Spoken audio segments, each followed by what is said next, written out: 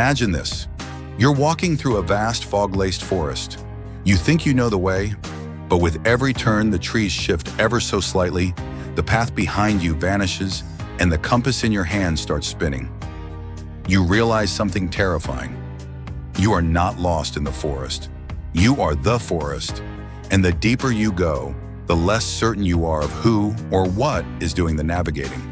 What if the greatest mystery you'll ever face isn't out there, but in here, beneath the noise, behind your habits, buried under layers of memory and reaction?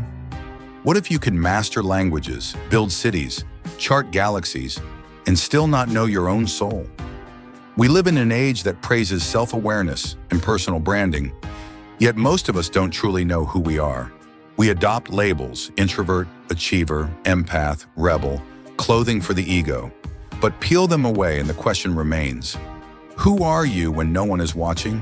When even your own thoughts deceive you? You've felt it, haven't you? That flicker of dissonance when your actions betray your values? Or when your reflection stares back blankly, as if asking, who's really in there? Can you trust your emotions, your memories, even your deepest desires? And here's the paradox. The very self that is searching is also the thing being searched. You are both the map and the terrain. So we ask the ancient and unsettling question: can we truly know ourselves? Or are we just endlessly rearranging mirrors in a darkened room? Let's go deeper, because the real problem may not be that we can't know ourselves, but that something has made it nearly impossible. There is a strange ache buried beneath the skin of our self-awareness, a gnawing suspicion that something within us is broken, hidden, or incomplete. We chase clarity through therapy, personality tests, meditation, social validation. We collect fragments of ourselves like puzzle pieces, but the full picture always seems just out of reach. Why? St. Augustine once wrote, "How can you draw close to God when you are far from your own self?" But then he adds, "Grant, Lord, that I may know myself, that I may know thee." Embedded in those lines is the admission of a fractured self, one that cannot find its origin without first confronting its fall. Modern psychology echoes this tension. Carl Jung observed that most people don't see themselves. They see the persona, a mask built to please the crowd.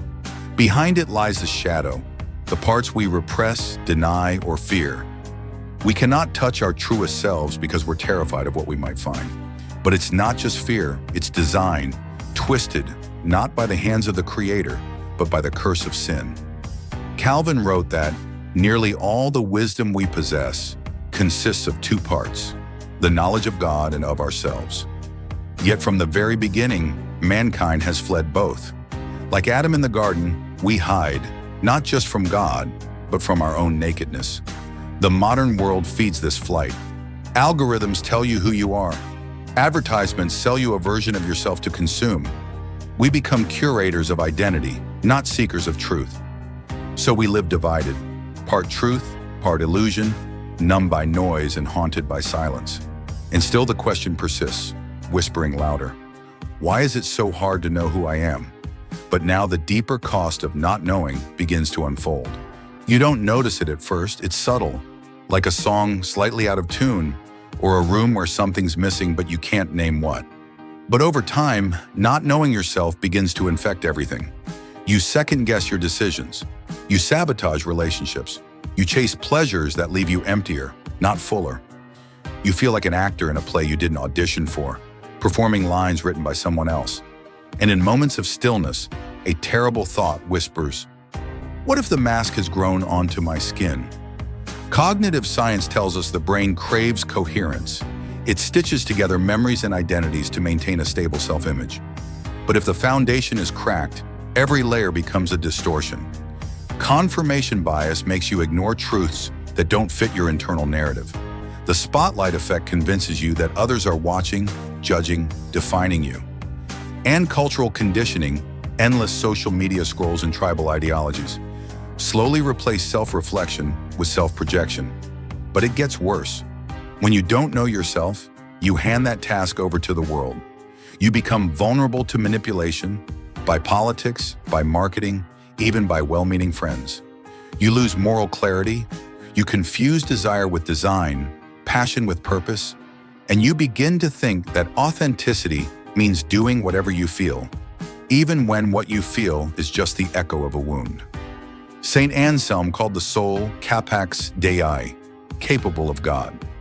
But a soul in disarray, fragmented and unaware of its origin, becomes capable only of restlessness. Blaise Pascal saw this too. All of humanity's problems, he wrote, stem from man's inability to sit quietly in a room alone. But this isn't just psychological fragility, it's spiritual amnesia. And the longer it persists, the deeper the exile. Yet there is a way out if you're willing to rebel. What if the most dangerous thing you ever believed was that your identity is something you must invent? This is the lie of modern autonomy, the rebellion wrapped in polished self-help mantras and glittering slogans like "be true to yourself" or "you do you." But the soul was never designed to be self-originating. It was made to receive, not create identity. And to discover who you are, you must first defy the world's definition of freedom. Freedom, true freedom, begins with surrender. It sounds backwards, doesn't it? But history proves otherwise. Augustine found himself not by gazing deeper inward, but by crying out to the one who made him.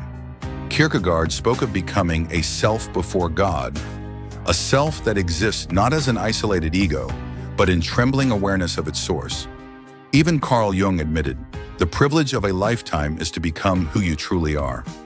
But that path, he knew, led through the valley of shadows, not applause.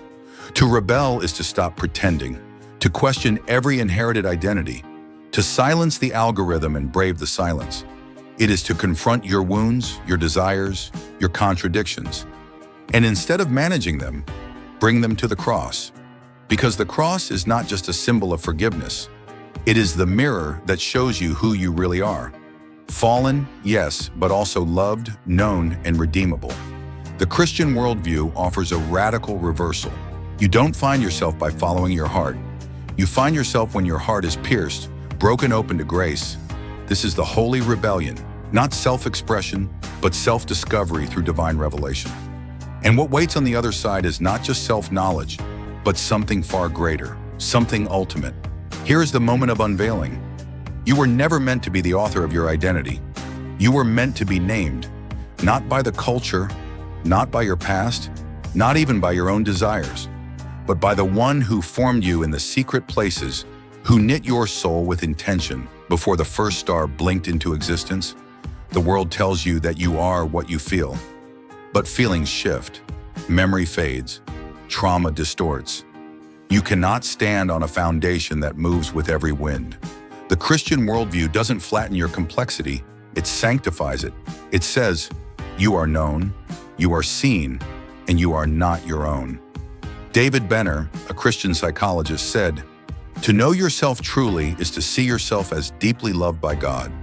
But that kind of knowing only comes when your identity is anchored beyond yourself, in something eternal, in someone eternal." This is the paradox. The more you try to define yourself apart from God, the more lost you become.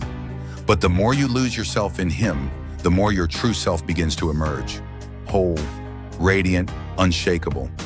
Jesus didn't just offer salvation, He offered identity. Whoever loses their life for my sake will find it. That isn't metaphor, that's a promise. So yes, you can know yourself, but only through the one who knows you better than you know yourself. The one who calls you beloved, redeemed, mine. And in that naming, something sacred happens. The mirrors shatter, the fog lifts, and the soul finally comes home. Thank you for reflecting with me today. If this video meant something to you, consider liking and subscribing. And until next time, stay curious.